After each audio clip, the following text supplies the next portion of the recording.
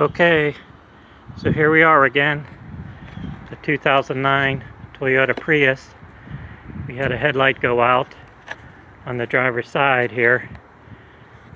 Tim helped us replace it a few years ago, but now it's went out again. We had the other one go out the passenger side about a year ago. We replaced that. So we went out and bought two new bulbs, these Philips 9003 model number. So we're going to put one in and hopefully save the other one. If the other side goes back out, we'll make another video on that one. But for right now, we're going to try to replace this one. So we're going to try to move this cover out of the way and take off the fuse box cover right now. Okay, so we've taken a few of the screws out and we slide this out of the way a little bit. And then the fuse box cover, I don't know if you can see, but there's like a clamp or a little clip right here in the front. The fuse box cover, you push it out of the way and then the cover lifts up like that. Get that out of the way. Okay, another nice tool we got from Tim. Nice handy dandy flashlight to shine some light here. Try to shine it on where we're going to be working, if it'll stay here. Okay, so if you see right in here is where the actual headlight wires are. We're going to try to pull that out. Okay, so I'm going to try to grab the, all it is you just pull it straight out, the connector. So see, it's like that. If you could see, the connector just pulls straight out from the bulb.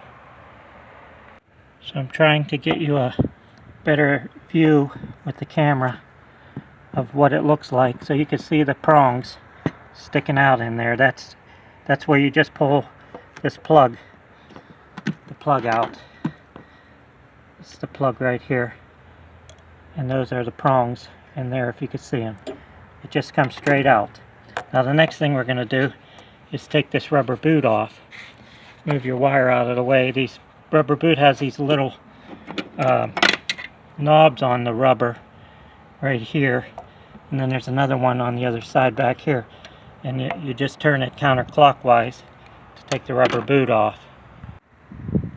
Okay, once you turn it counterclockwise, you just have to pry it off of the bulb in there, and you see this rubber washer goes around the bulb. It comes right off. So we're going to set that aside for now. Okay, so I don't know how good you can see this little wire right here, but this is the clip that holds the bulb in.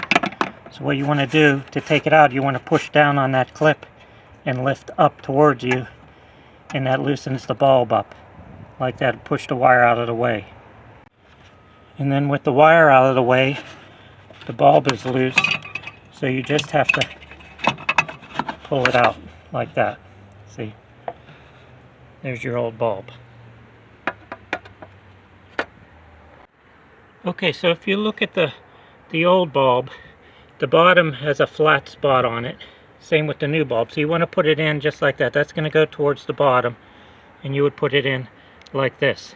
Now we've put a rubber glove on because we don't want to accidentally touch the bulb part. It might lessen your oil from your hand might lessen the life of the bulb. Okay, so once you get the bulb back in, you still want to push this wire back over to clip it back in. Once you get it in, you push down. You push it in and then down, and it clips just like that. As you can see, it's this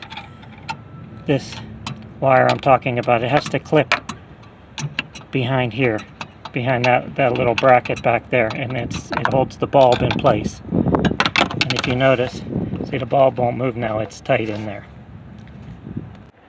So now we're going to put the cover back on. I just wanted to show you, if you can see the cover, it has a top and it has arrows for when you're turning it off it says open, you turn it to the left counterclockwise, and then to lock it back in, you turn it to the right, which is clockwise. And then on the bottom, there's an arrow where you put it in, and then that's where you turn it. But that's always on the bottom. So we're going to put that back in right now. Okay, so we've put it back in and we've twisted it to the right, the counterclockwise. And you want to make sure that the boot goes back around the bulb part where the tabs are, and the tabs are sticking out just like that. So now you get the wire again, and you line it back up on the tabs like that, and then you just push it straight in, and it's back in. Okay, so now we started the car. We're going to turn the headlights back on, come around to the front, and you see it's working. The other one, of course, is still on.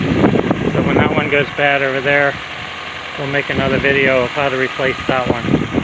But it's really not that hard of a process. So I hope this video helped everyone. Thanks for watching.